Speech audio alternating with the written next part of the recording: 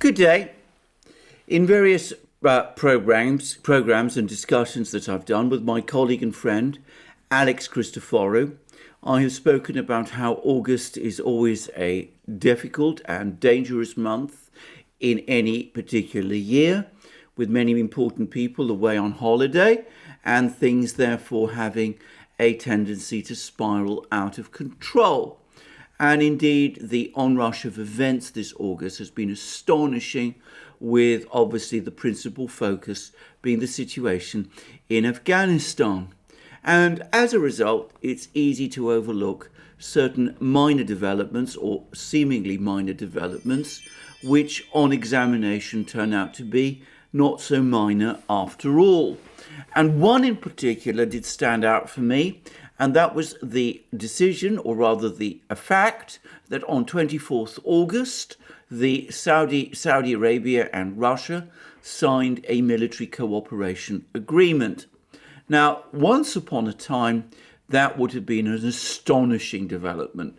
In the days of the Soviet Union, Saudi Arabia and the Soviet Union were extreme and intense enemies, and the extent of any kind of cooperation between the Saudis and the Soviets would have been completely inconceivable. In those days, the Saudis saw the Soviets as an atheistic, totalitarian, unholy monster, and the Soviets, for their part, saw Saudi Arabia as an American puppet and reactionary backwater. Well, those days are past, and nowadays the Saudis and the Russians actually have quite cordial relations, though they are not always as friendly as they sometimes appear to be on the surface. Last year, for example, the Saudis and the Russians had a major falling out over the oil price, with a tense and apparently hostile conversation between Russian President Vladimir Putin and Saudi Crown Prince Mohammed bin Salman, leading to a massive row, with the Saudis taking an extraordinary and perhaps bizarre decision to flood the world with oil in a way that frankly looked like a petulant reaction to a refusal by the Russians to cut back oil production. Anyway, that particular episode has now been papered over, and it seems that once again the Russians and the Saudis are on friendly terms with each other. Thus, this particular military deal. Having said that, why has it happened, and what is it all connected to? First of all, it may be to some extent connected to the events in Afghanistan, but one shouldn't, I think, make too much of that. After all, the war in Afghanistan has been ongoing for some time, and the American decision, the final American decision to pull out, which was made in April, could hardly have happened early enough for the Saudis and the Russians to come to an agreement on military cooperation. I think that there are perhaps deeper reasons for it than this. The first is that just as Saudi-Russian relations are, transformed and far more friendly than they once were, so conversely Saudi-US relations have been getting increasingly prickly. The administration, the Biden-Harris administration, antagonized and annoyed the Saudis, or at least annoyed the de facto ruler of Saudi Arabia, Crown Prince Mohammed bin Salman, by publicizing a report which all but said that he had been responsible for the murder of Khashoggi, the Saudi dissident journalist who was murdered in Turkey.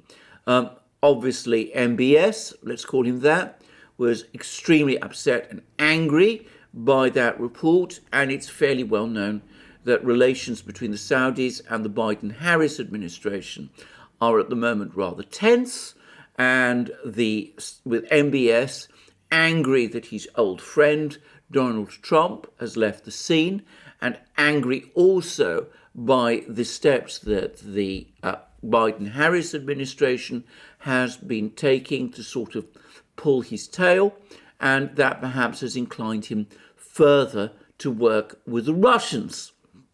A second reason is obviously the fact that the Saudis have been fighting and losing a war in Yemen, and some of their oil facilities have been targeted by Yemeni, or rather Houthi, drones, which have been flying presumably from Yemen, perhaps with assistance from Iran, and attacking Saudi oil installations.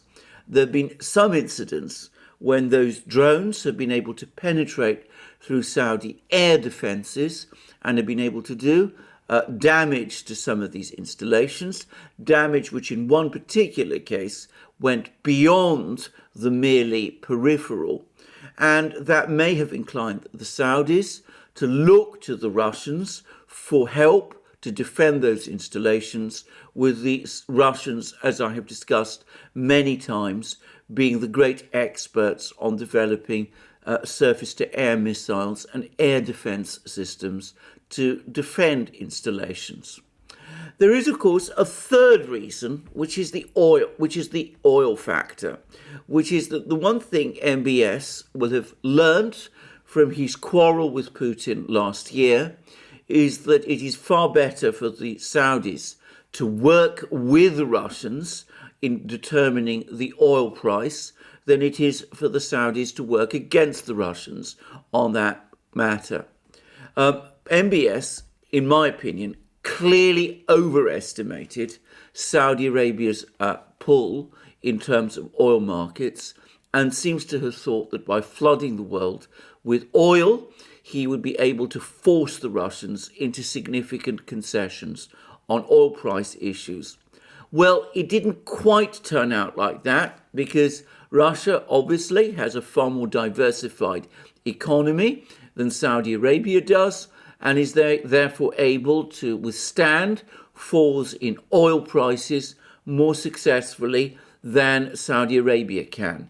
And eventually, and after much haggling, the Saudis and the Russians did patch up the quarrel on oil prices, and the result is that the oil price for most of this year has been relatively stable and at a level around $70 a barrel, which works both for the Saudis and the Russians very well. So from MBS's point of view, he needs the Russians to keep the oil price stable, and therefore he wants to take steps that will tell the Russians that Saudi Arabia and he are their friends, and buying arms from Russia is obviously a simple way to do it. I should say that this is a feature of Saudi arms purchases. The Saudis always buy far more weapons than they need. Those weapons usually end up in warehouses where they do nothing very much, except after a time deteriorate and collect rust. The reason the Saudis buy arms on such a massive scale from various countries, primarily, of course, the United States, but also historically Britain and France, and now Russia too, is because they see that as a way to buy influence in those countries. And there's no doubt at all, to my mind, that this Saudi deal with Russia plays a certain role in that. But I am going to make a guess that there is an even further and more overarching concern, and that is the way in which the Russians have been gradually edging towards a long-term relationship with Iran. Now, it's often overlooked in the West how important the relationship between Saudi Arabia and Iran has become. These are the two most powerful countries in the Muslim world. Saudi Arabia is the de facto leader of Sunni Islam, though it is sometimes challenged by Turkey, and it is also sometimes challenged by Pakistan, though it has, on balance, a good relationship with Pakistan. Iran, for its part, is the undisputed leader of the Islamic world's Shia. And of course, over the last few years, certainly since the fall of Saddam Hussein, the Iranians have been extremely successful in expanding and extending their influence across the Middle East. Iraq, which used to be in Saddam Hussein's time a friend of Saudi Arabia, is now closer to Iran than it is to Saudi Arabia, with the government in Iran largely Shia-backed.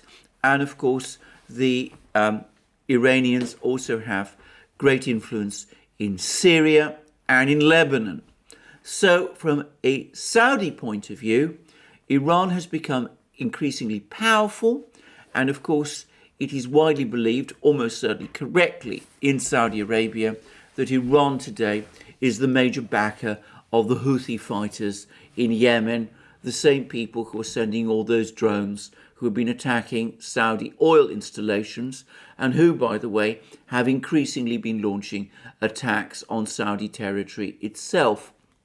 So from the Saudi point of view, whatever the Russians do with Iran matters. And what the United States also does with Iran matters. And the Saudis, who have a very good sense of what is happening in terms of Middle East diplomacy, must be noticing the trends of the Biden-Harris administration to gradually scale down the American presence in the Middle East and to transfer more of America's power to the Pacific to see off the great existential challenge that the Biden-Harris administration perceives from China, a country, by the way, with which Saudi Arabia has excellent relations. So this is, from the Saudi point of view, a worrying development. Iran seems to be getting more powerful. The United States seems to be gradually scaling down its presence in the region. I would say that the United States has made it fairly clear that for the moment at least, it intends to keep the 40,000 or so troops that it has positioned in the Gulf. So when we're talking about an American pullback from the Middle East, this is very partial, and that American shield for the Saudis is still there to some extent. But of course, from a Saudi point of view, seeing any kind of American pullback from the Middle East, taken on top of the debacle in Afghanistan, must make them increasingly nervous given the growth of Iranian power. So what do the Saudis do in this sort of situation? Well, it seems to me that they seek, in the light of that, to gain leverage over the one country which perhaps is in a position to provide Iran with those military technologies and weapon systems which could conceivably change the military balance in the Middle East. And the Russians have indeed been talking recently about stepping up their military cooperation with Iran. Now, this has been a long-standing and very complicated topic. The Russians have at various times flirted with the idea of providing or supplying weapon systems to Iran, but they have always held back from doing so on any big scale because of concerns about how that would play with Israel and how that might play also with Saudi Arabia, and also because of their own disagreements with Iran and their desire not to rock the boat in the negotiations over Iran's nuclear program. Now, the problem is that Donald Trump took the United States out of the nuclear deal that the Obama administration had negotiated with Iran, the so-called JCPOA, and at the moment it looks as if negotiations between Iran and the United States on Iran's nuclear program are deadlocked. And it is becoming increasingly likely that Iran and the United States will not be able to reach an agreement on re-establishing the nuclear deal, in which case there's likely to be more sanctions by the United States on Iran. But from the Russian point of view, there is also a potential nightmare of Iran, if it is isolated, restarting its nuclear program with a view to acquiring possibly nuclear weapons. Now, the Iranians insist that that is not their plan, that that is not the objective, but the Russians, who are hardly naive people, are not going to take those Iranian assurances at face value. So what do the Russians do in this sort of situation? Well, since the option of an agreement to limit the Iranian nuclear program through a negotiated deal involving the United States is off the table, the Russians will want to take steps which will prevent Iran from feeling so isolated and so threatened that it might be tempted to restart its nuclear program and take it all the way towards developing nuclear weapons. And so what it seems to me that the Russians are doing is that they're now talking increasingly alongside the Chinese about integrating Iran into the Eurasian community.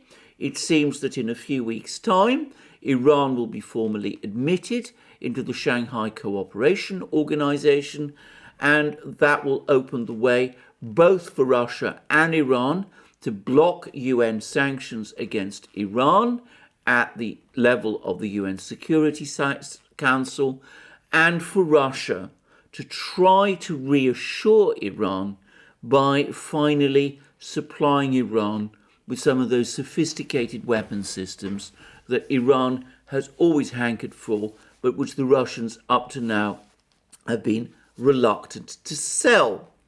And these could include possibly S-400 anti-aircraft missile systems. The Russians have supplied to Iran the much less sophisticated earlier generation S-300 system, but the S-400 is generally acknowledged to be a much more sophisticated system, and the Russians might be prepared to sell that to Iran. But more probably, the key weapon system that the Iranians will be angling for are advanced fighter jets. Now, again, there's been a great deal of discussion and controversy about this. The Russians have in the past apparently wanted to persuade the Iranians to buy MiG-29 fighter jets from Russia, but the Iranians have been holding out for much more sophisticated, far more long-range Su-30 fighter jets, which the Russians up to now have been reluctant to sell. Well, it's possible that this time, with Iran increasingly embracing the Eurasian community, and with Russia under looking at an imperative to try to preserve Iran from possible attack by the United States and Israel, or developing nuclear weapons in response to the threat of such attack, it could be that the Russians might be preparing to drop their objections to the sale of the Su-30 fighter jets, and we could start to see those being supplied to Iran. Now, to be very clear, that would be a game changer in terms of the Middle East. It would mean that Iran would have been able to obtain sophisticated fighter jets comparable to those that the Saudis have, and even to some of those that Israel has, to replace the antiquated higgledy-piggledy aircraft that Iran currently fields, which are a collection of old Soviet aircraft bought from countries like China or acquired from Saddam Hussein's Iraq during the US war against Saddam Hussein, and also some leftover fighter jets left over from the time of the Shah.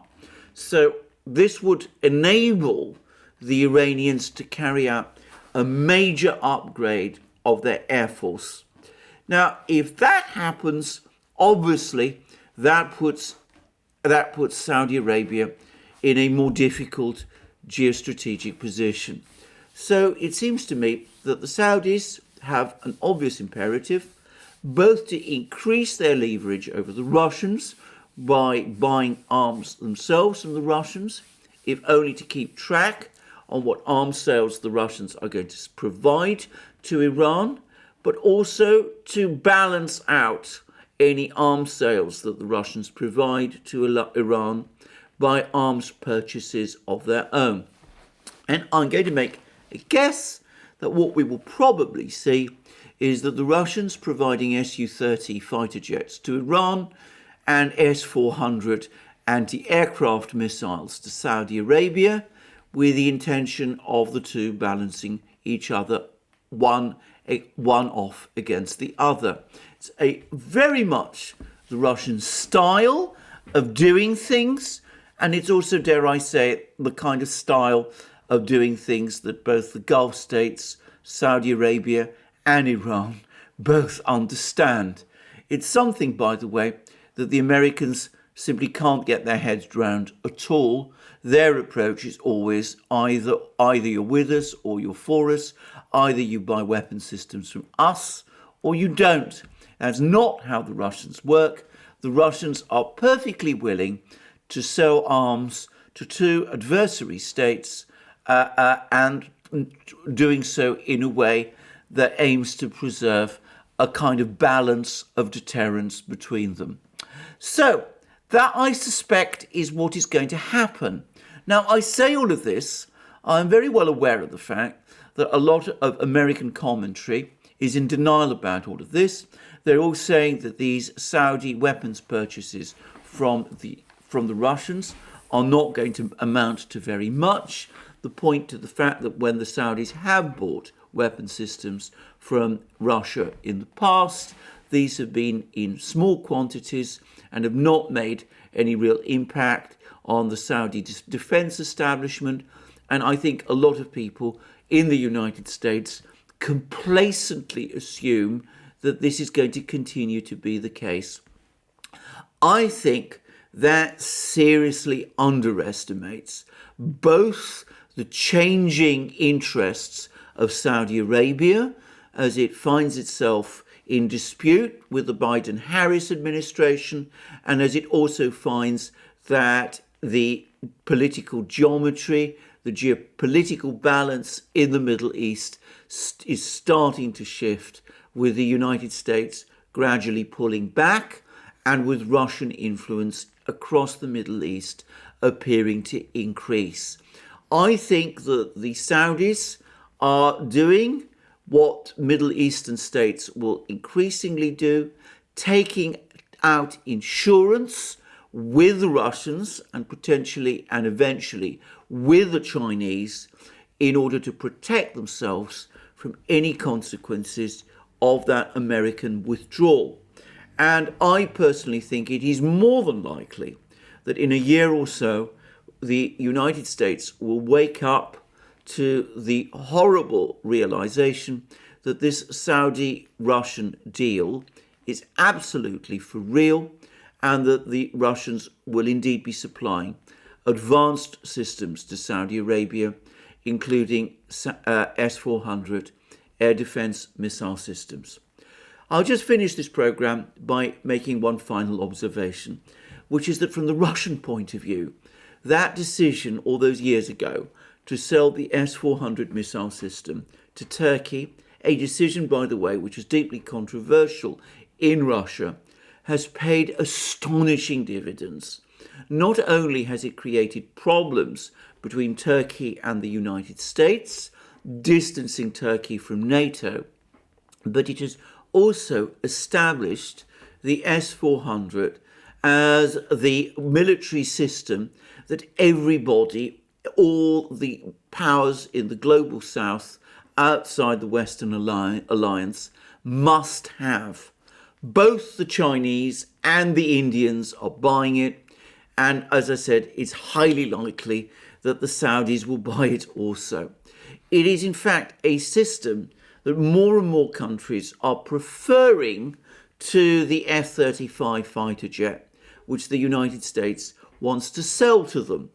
And the F-35 is, of course, the United States' fifth generation fighter jet. And my own guess is, by the way, that the Sukhoi Checkmate fighter, which we discussed in a program on this channel a short time ago, its purpose is to primarily to reassure countries which want to buy the S-400 that Russia is prepared to sell to them also a fifth generation fighter jet comparable to the F-35 in place of the F-35 if the United States decides that it's not going to sell F-35s to them. So if you like, it's a mechanism used by the Russians to expedite, to assist sales of its S-400 system. Rarely has a weapon system achieved so much geopolitical traction for any country as the S-400 system has achieved for Russia. And what makes that particularly remarkable is that the S-400 system has never, in fact, actually been used in any kind of combat situation, so that the extent to which it is actually capable and lives up to all the assumptions about it is something which military experts around the world know, but which the rest of us can only guess at. Well, there we are. Thank you for joining me for this program today. I look forward to you joining me in future programs, both on this channel and on our main channel, the Duran, where I do programs with my colleague and friend, Alex Christoforou. Please also remember to join us to check out, Alex's main channel, Alex's own channel, of which you will find links under this video. And please, of course, do come and watch us on our other platforms, first and foremost, Locals, where we are uploading more and more content which is exclusive to Locals and also to SuperU. As you know, all of you, we've had problems with PayPal that has made us nervous about our previous, if you like, our conventional, our well-established platforms.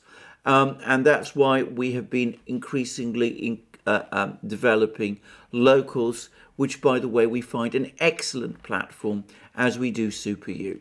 We're also, by the way, on other platforms, also platforms like BitChute, Library, ODYSEE, and Rumble.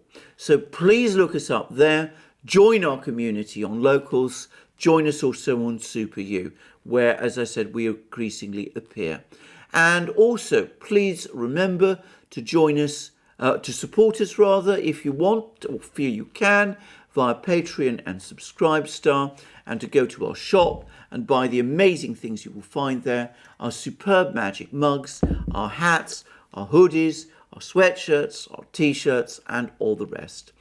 And please also remember to check your subscription to this channel and to press the like button to this video if you like this video. And thank you again for joining me today for this program. I look forward to you joining me in future programs on this channel, and have a wonderful day until then.